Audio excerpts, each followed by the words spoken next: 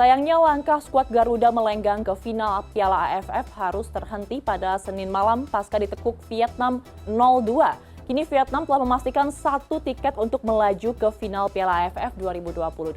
Dan untuk membahas bagaimana wajah sepak bola Asia Tenggara saat ini, kita telah terhubung dengan pengamat sepak bola Labib Sadat. Halo, selamat malam Mas Labib, apa kabar? Malam Mbak, baik, sangat baik Mbak Ayu, terima kasih. Baik, pastinya kemarin menonton pertandingan antara Indonesia dengan Vietnam ya Mas Labib ya? Iya betul Mbak, pastinya ya sebagai pengamat, sebagai supporter timnas Indonesia, wajib bahkan sebenarnya pengen berangkat ke Vietnam tapi kemarin banyak kerjaan jadi nggak bisa nemenin ke Midin, ke Hanoi. Wah, sangat disayangkan Mas Labib. Tapi sebelum kita membahas mengenai performa skuad Garuda, saya ingin terlebih dahulu melihat bagaimana tren negara yang berkompetisi di Piala AFF. Kalau kita lihat 3 negara dari 4 negara yang bertanding di semifinal ini 4-empatnya memakai pelatih asing.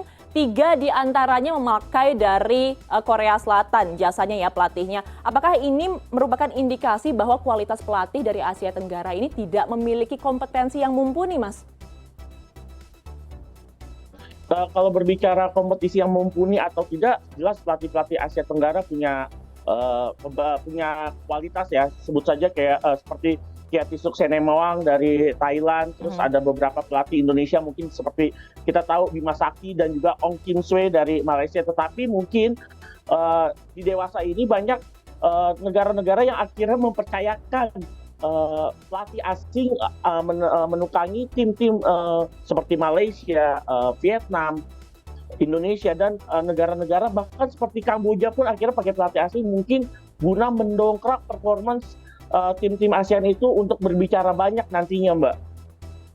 Jadi sebenarnya kalau misalkan kita lihat memang pelatih dari Asia Tenggara itu masih memiliki kompetensi yang tidak kalah dengan yang dari luar seperti itu ya, Mas. Tapi kalau kita melihat kembali, Mas, trennya ini kan dari 4 negara yang bertanding di semifinal, 3 diantaranya memakai jasa dari pelatih Korea Selatan. Ada Indonesia, Vietnam, dan juga Malaysia. Apakah Mas melihat ini adalah tren terbaru ketika negara-negara dari Asia Tenggara memakai pelatih dari Korea Selatan, atau kita sekarang melihat kiblat sepak bola Korea Selatan ini sedang baik-baik ya, Mas?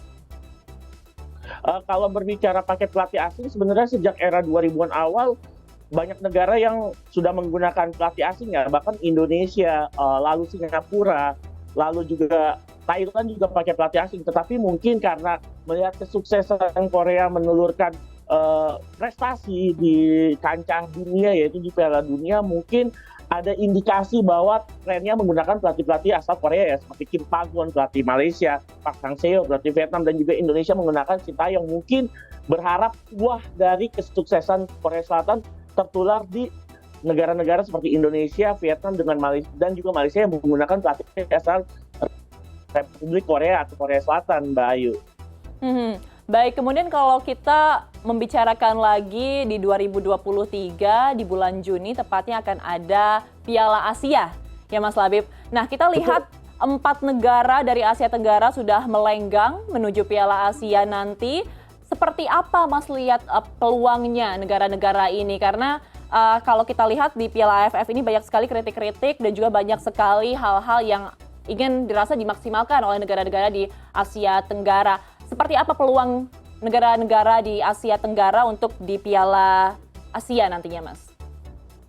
Ya, berbicara Piala Asia kan ini adalah kompetisi atau turnamen paling bergengsi antar negara di Asia. Jelas kalau peluang tetap ada Mbak Ayu, tetapi jelas itu akan sulit ya.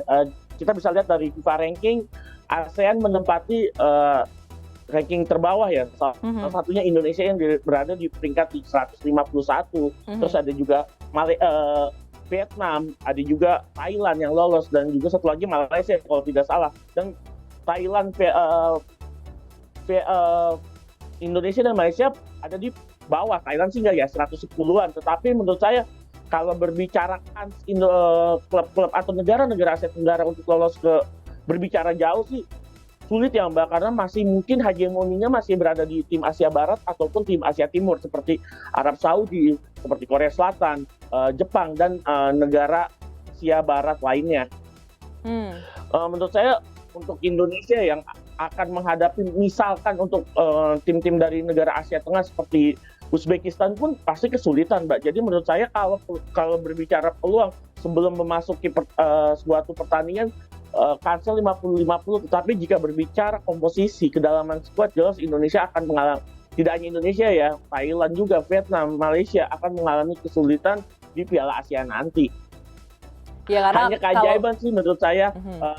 Maksudnya keajaiban di sini ya seperti berlatih keras, seperti mempersiapkan tim dengan sangat baik, serta bisa mengandalkan pemain-pemain jagoannya gitu. Maksudnya pemain-pemain andalan bisa dimaksimalkan di Piala Asia nanti yang akan digelar di Qatar.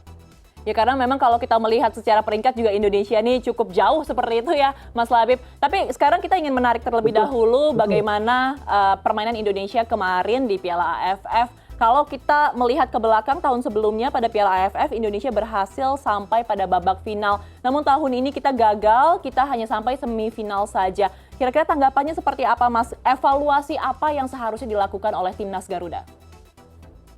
Ya, kalau berbicara downgrade prestasi jelas ya, kita di tahun pertama STY menukangi Indonesia di AFF kita bisa jadi runner up, dan sekarang kita harus hanya menjadi puas sebagai semifinalis. Jelas banyak evaluasi, ada evaluasi menyeluruh sebagai tim dan juga evaluasi eksternal, yaitu seluruh stakeholder di sepak bola Indonesia. Kita harus sadar bahwa kita masih banyak kekurangan. Contohnya dalam pertandingan menghadapi Vietnam, evaluasi secara internal kita seperti inferior gitu, mental kita inferior menghadapi Vietnam, kita seperti tidak siap. Bahkan sebenarnya saya yakin Vietnam juga sebenarnya ketakutan menghadapi permainan kita. Contohnya pelatih Park Hang-seo terpaksa menggunakan formasi mirror formation untuk menghadang upaya dari anak-anak Indonesia menguasai pertandingan atau menciptakan peluang. Jadi menurut saya sebenarnya mental seperti kita, mental inferior ya, kita sudah takut untuk bertanding sebelum pertandingan, itu harus kita hilangkan. Terus juga kesalahan-kesalahan elementer seperti passing, shooting, final decision ketika kita harus melakukan kontrol, melakukan tembakan, melakukan crossing ataupun sebagainya, itu harus kita perbaiki lagi, Mbak. Timingnya, terus powernya, terus cara tekniknya itu kita, menurut saya secara dasar pun kita juga harus kita perbaiki seluruhnya untuk memperbaiki kinerja tim Indonesia dalam menghadapi lawan-lawan seperti Thailand, Vietnam, Malaysia yang sulit. Kita melawan Kamboja, melawan Myanmar juga kita harus tetap menunjukkan bahwa kita Indonesia, kita punya karakter dan kita bisa memperbaiki itu dengan menampilkan penampilan terbaik di setiap pertandingannya. Jadi memang sebenarnya masih banyak PR yang harus dibenahi, salah satunya Betul. PR mental itu tadi ya, Mas, mentalitasnya. Kemudian Betul, kalau menilai mental bermain memang kita masih kurang. Terus juga kita, kalau yang saya bicara kalau bicara secara global, stakeholder juga harus diperbaiki seperti kualitas kompetisi, kualitas operator, kualitas federasi untuk mendukung agar terciptanya timnas Indonesia yang baik. Itu mereka harus saling berjabat tangan. Oke. Maksudnya visi misinya harus berkesinambungan, Mbak. Baik, Mas, selain itu saya ingin membicarakan masalah salah satu strategi ya, kalau saya boleh menyebutnya, ini tentang tren untuk mengadopsi pemain naturalisasi. Jadi strategi ini kalau kita lihat kan sebenarnya bisa membawa Malaysia menang ketika melawan Thailand. Padahal kalau hitam di atas putih ya sebenarnya Thailand itu lebih di atas dari Malaysia. Apakah sistem naturalisasi di tubuh timnas ini sebenarnya efektif untuk meningkatkan dan memaksimalkan prestasi timnas Indonesia, Mas? Kalau berbicara naturalisasi jelas memang tujuannya untuk meningkatkan prestasi tim, tetapi yang menjadi permasalahan bahwa para pemain Malaysia yang dinaturalisasi mereka sudah bermain, Mbak, di Liga Malaysia.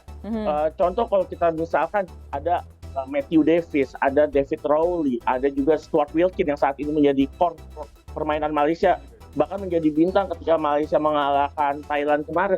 Mereka sudah bermain di klub-klub Malaysia Super League seperti main di Stuart Wilkin, main di Sabah.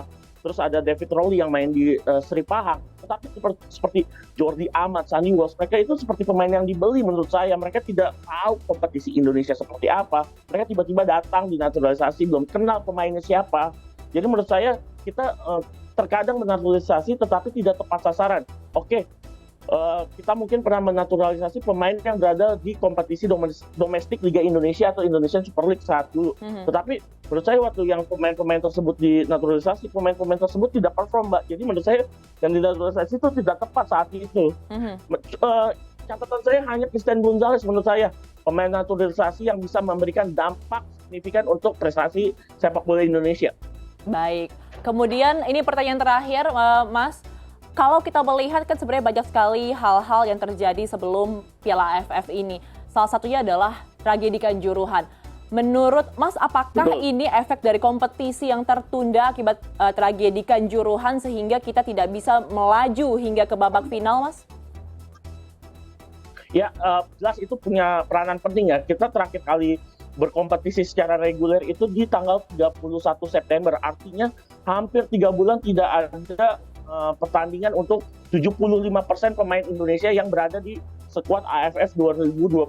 Apalagi ditambah Mbak Ayu bahwa kita tidak ada uji coba menjelang AFF itu sendiri. Jelas bahwa fitrahnya pemain bola itu kan berlatih dan bermain. Kita berlatih sudah, tetapi kita tidak bermain. Maksudnya bermain itu melakukan uji coba, melakukan sparring, ataupun melakukan turnamen-turnamen lainnya, tapi tidak kita lakukan. Jadi menurut saya itu akhirnya menimbulkan dampak negatif buat timnas Indonesia. Hasilnya yang seperti kita tahu, bahkan di partai pembuka melawan Kamboja, banyak orang yang berekspektasi bahwa Indonesia akan menang 3-40. Ternyata Indonesia ugly win atau menang tapi jelek gitu permainannya, hanya menang 2-1 atau selisih 1 gol.